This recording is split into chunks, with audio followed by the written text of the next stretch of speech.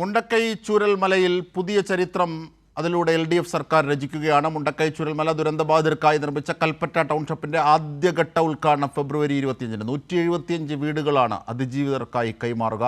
വിവരങ്ങളുമായി ഇപ്പോൾ ഞങ്ങളുടെ പ്രതിനിധി ഷീജ ചേരും. ആദ്യഘട്ട ഗുണഭോക്താക്കളായി 178 പേർക്ക് പട്ടയം വിതരണം ചെയ്യും. 327 ഗുണഭോക്താക്കൾക്ക് ഈ മഴക്കാലത്തിന് മുമ്പ് തന്നെ വീടും അവരുടെ വസ്തുവുമൊക്കെ കൈമാറുന്ന സമഗ്രമായ പദ്ധതി. നാം നേരത്തെ കണ്ടതിൽ നിന്ന് വ്യത്യസ്തമായ ഒരു പുതിയ പുനരധിവാസ പദ്ധതിയാണ് ചരിത്രം കുറിച്ചുകൊണ്ട് LDF സർക്കാർ, പിണറായി വിജയൻ സർക്കാർ യാഥാർത്ഥ്യമാക്കുന്നത്. ഷീജ വിവരങ്ങളുമായി ചേരുകയാണ്. ഷീജ, അങ്ങനെ മുണ്ടക്കൈ ചൂരൽമല ദുരന്ത ബാധിതർക്ക് അവരുടെ ആദ്യഘട്ട ടൗൺഷിപ്പിൻ്റെ ആദ്യഘട്ട ഉദ്ഘാടനം ഫെബ്രുവരി 25-ന്. എന്തൊക്കെയാണ് ഇതിൽ വിവരങ്ങൾ?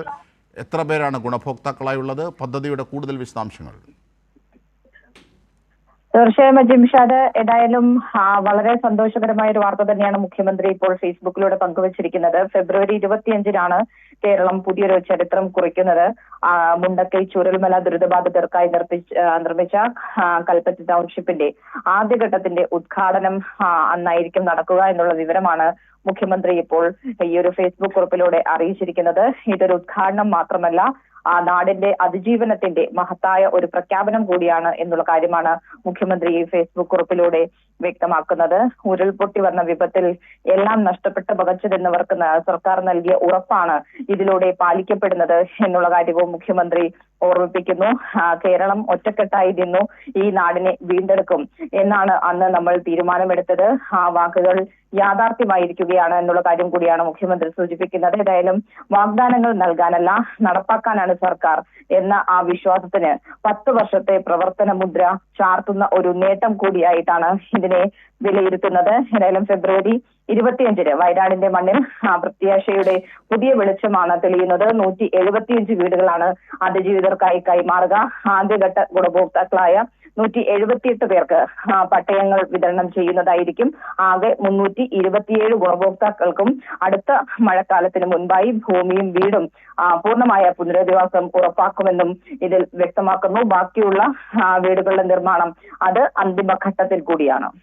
തീർച്ചയായും. കാരണം ഷീജ, ഇത് എല്ലാ അർത്ഥത്തിലും ഒരു പുതിയ മാതൃകയാണ്. ഒന്ന്, സാധാരണഗതിയിൽ ദുരന്തബാധിതരെ പുനരധിവസിപ്പിക്കുന്നത് ഏതെങ്കിലും സ്കൂളുകളുടെ വരാന്തകളിലും മറ്റുമാണ് നാം കണ്ട് ശീലിച്ചത്. അത് മാറി അവർക്ക് നഷ്ടമായ ജീവനുകൾ അത് നമുക്ക് തിരികെ കൊടുക്കാനാകില്ല, പക്ഷേ അവർക്ക് നഷ്ടമായ ബാക്കിയുള്ളവയെല്ലാം പുനഃസൃഷ്ടിച്ച് നൽകുകയാണ്.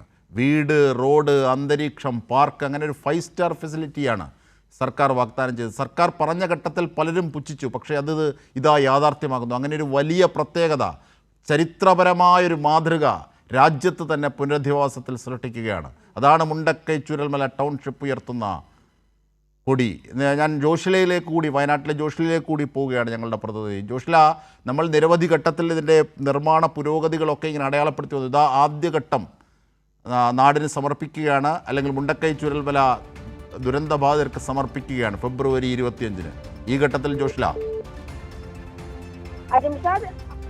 ആദ്യഘട്ടം എന്നുള്ള നിലയിൽ 178 വീടുകൾ ദുരന്ത ബാധിതർക്കായി കൈമാറുകയാണ് സർക്കാർ. 25-ാം തീയതിയാണ് സർക്കാർ ഈ വീടുകൾ കൈമാറുക. ദുരന്ത ബാധിതര് എല്ലാം നഷ്ടപ്പെട്ട ദുരന്ത ബാധിതർ, അതായത് ഫസ്റ്റ് ഫേസിലുള്ള ദുരന്ത ബാധിതർക്കാണ് ഈ വീടുകൾ കൈമാറുന്നത്. അത് ഏകദേശം 1.5 വർഷമായി എല്ലാവർക്കും ഈ മഴക്കാലത്തിന് മുൻപേ തന്നെ വീട് കൈമാറാനുള്ള ശ്രമത്തിലാണ് സർക്കാർ ഉള്ളത്. 410 വീടുകളുടെ നിർമ്മാണം പൂർത്തീകരിച്ചു കൊണ്ടിരിക്കുകയാണ്. അതിനിടയിലാണ് ഇവരെ എല്ലാം നഷ്ടപ്പെട്ട വീടും അതുപോലെ തന്നെ ഒന്നും ബാക്കിയില്ലാത്ത ആളുകളെ, ഫസ്റ്റ് ഫേസിൽ ഉള്ള ആളുകളെ പെട്ടെന്ന് തന്നെ മാറ്റി പാർപ്പിക്കാം എന്നുള്ള തീരുമാനത്തിലെത്തിയത്. അതുകൊണ്ട് തന്നെ എല്ലാ സൗകര്യങ്ങളോടും കൂടി സീവേജ് പ്ലാന്റ് അടക്കം, അതുപോലെ തന്നെ വൈദ്യുതി, സോളാർ പാനൽ, ഓരോ വീടിനും മുകളിൽ സോളാർ പാനൽ, ഇതൊക്കെ തന്നെ നിർമ്മിച്ചുകൊണ്ടാണ് ഒരു കുടുംബത്തിന് അത്യാവശ്യം വേണ്ട എല്ലാ ഘടകങ്ങളും പൂർത്തീകരിച്ചുകൊണ്ടാണ് വീട് കൈമാറുന്നത്. വീട് കൈമാറുന്ന ഘട്ടത്തിൽ തന്നെ അവരുടെ